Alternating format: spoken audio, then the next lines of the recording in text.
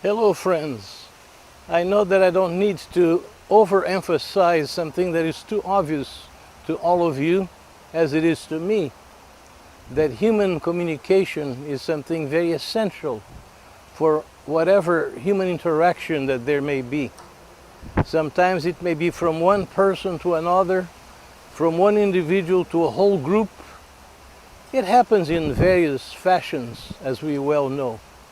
The importance is that things be done with clarity for the benefit of the one receiving the messages that we want to convey. I'm reminded of a rather amusing story, which is true, of a teacher of first graders who, in the very first day of classes of a school year, while welcoming her new class, she had initially to provide instruction on certain rules to be observed during that academic year.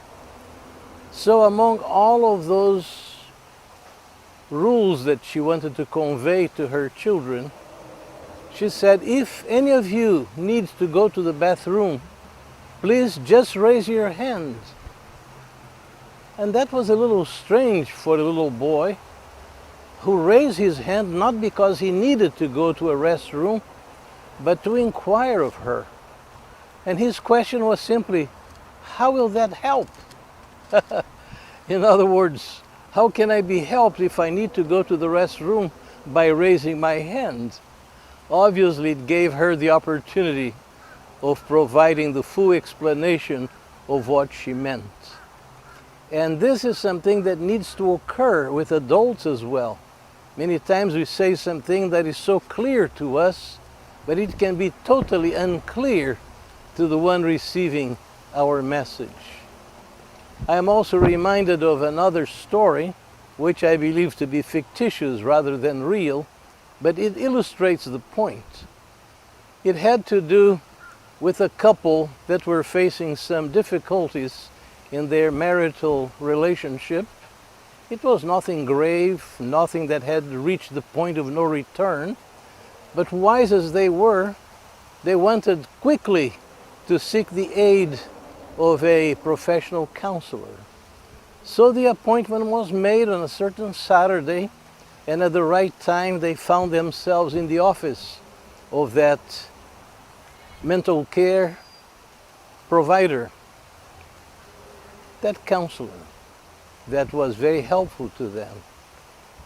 Upon hearing the description of the difficulties that both of them faced in their relationship, which was minor in nature, the counselor stood from his seat, went to the lady, gave her a very, very beautiful hug, a very passionate hug.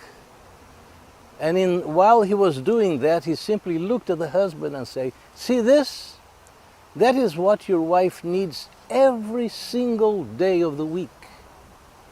And the husband, having not understood as he should have understood the clarity of that message, said, but doctor, I can only bring her here on Saturdays. Obviously, it was from him that the hugs should come, that the affection needed to be demonstrated, rather than from the provider of those instructions and the one who illustrated how it should be done. All of us have occasionally difficulties in communication, both in giving it as well as receiving it. But the good thing is that we can always, as we should, inquire, what do you mean by this? What exactly did you say? Have I understood correctly? And the one communicating to the other also has the duty many times. Would you please repeat what I just said? Or have you fully understood what I convey to you? And on that basis, we know that a good communication more than likely has occurred.